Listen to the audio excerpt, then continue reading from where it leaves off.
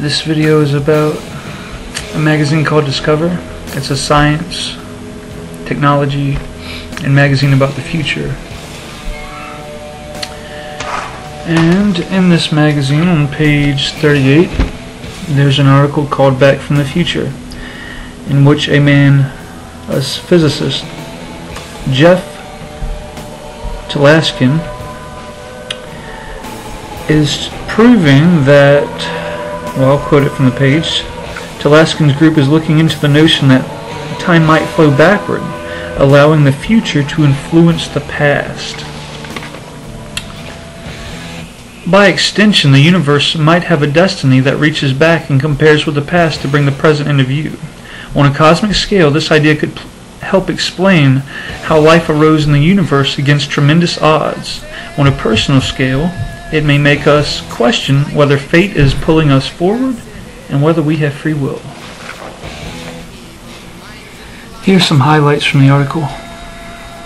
A succession of quantum experiments confirm its predictions, showing baffling that measurements performed in the future can influence results that happened before those measurements were ever made. The mounting evidence that the arrow of time, the flow that defines the essential narrative of our lives, may be not just an illusion, but a lie. Talaskin, currently at Chapman University in Orange County, California, developed an early taste for quantum mechanics, the theory that governs the motion of particles in the subatomic world. A physicist named Yakir Aronov visited the neighboring Boston University.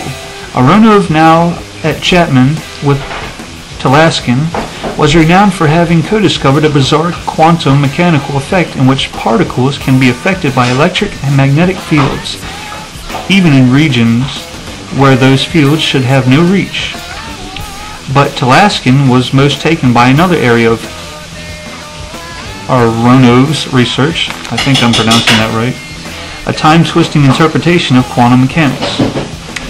Aronov was one of the first to take seriously the idea that if you want to understand what is happening at any point in time, it's not just the past that is relevant, it's also the future. Talaskin says, in particular, Aronov reanalyzed the indeterminism that forms the backbone of quantum mechanics. Before quantum mechanics arrived on the scene, physicists believed that the law of physics could be used to determine the future of the universe and every object within it. By this thinking, if we knew the properties of every particle on the planet, we could in principle calculate any person's fate. We could even calculate all the thoughts in his or her head. That belief crumbled when experiments began to reveal indeterministic effects of quantum mechanics, for instance, in the radioactive decay of atoms. The indeterminism, along with the ambiguity inherent in the uncertainty principle, famously ranked Einstein, who fumed that God doesn't play dice with the universe. It bothered Aronov as well. I asked, what does God gain by playing dice? He says. Aronov accepted that a particle's past does not contain enough information to fully predict its fate. But he wondered, if the information is not in its past, where could it be? After all, something must regulate the particle's behavior. His answer, which seems inspired and insane in equal measure, was that we cannot perceive the information that controls the particle's present behavior because it does not yet exist. And it quotes him saying, nature is trying to tell us that there is a difference between two seemingly identical particles with different fates. But that difference can only be found in the future, he says. If we're willing to unshackle our minds from our preconceived view that time moves in only one direction, he argues, then it is entirely possible to set up a deterministic theory of quantum mechanics. Page 42, it tells you about an experiment that failed. Then it goes on to explain the experiment that worked and prove that the future can be defining the past. And I'm not going to read all of that. You can read it if you buy the article. After 4 decades, it finally became a reality that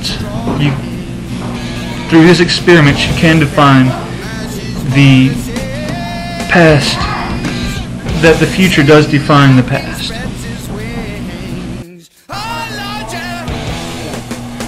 Then it goes on to say, Paul Davies, a cosmetologist at Arizona State University in Tampa, admires the fact that Aronov's, I have no idea if I'm saying that right, team has always striven to verify its claims experimentally, and quotes Davies saying, "This isn't airy-fairy philosophy. These are real experiments," he says. Davies has now joined forces with the group to investigate the framework's implications for the origins of the cosmos. And then it goes on to another subject. Does the universe have a destiny? If you rolled the dice to create a universe, odds are that you would not get one as handedly constructive to life as ours is. Even if you could take life for granted, it's not clear that 14 billion years is enough time for it to evolve by chance. But if the final state of the universe is set and is reaching back in time to influence the early universe, it could amplify the chances of life's emergence. Then, after that article, we're kind of in between that article, it shows Talaskin, though the results are all inspiring and a bit scary, it is upsetting philosophically, he concedes. All these experiments change the way that I relate to time, the way I experience myself. The results have led him to wrestle with the idea that the future is set.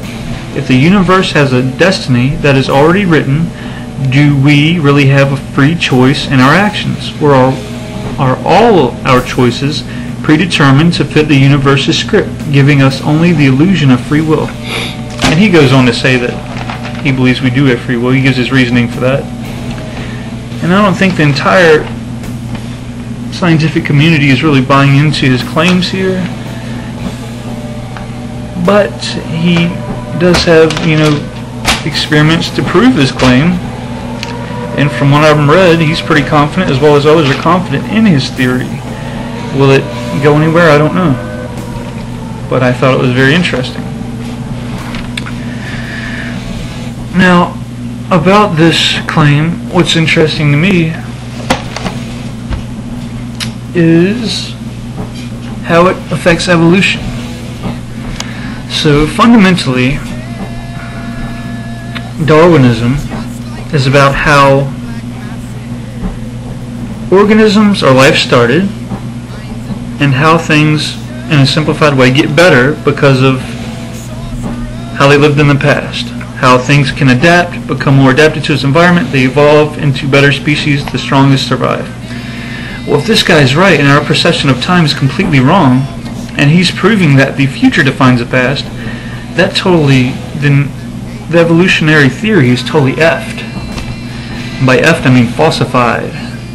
Because fundamentally, evolution, the theory relies on the past affecting the future.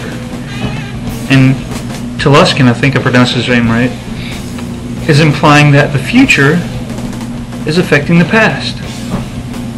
And I just thought that was very interesting. Like I said, it's in the Discover magazine. It's a scientific magazine about technology in the future.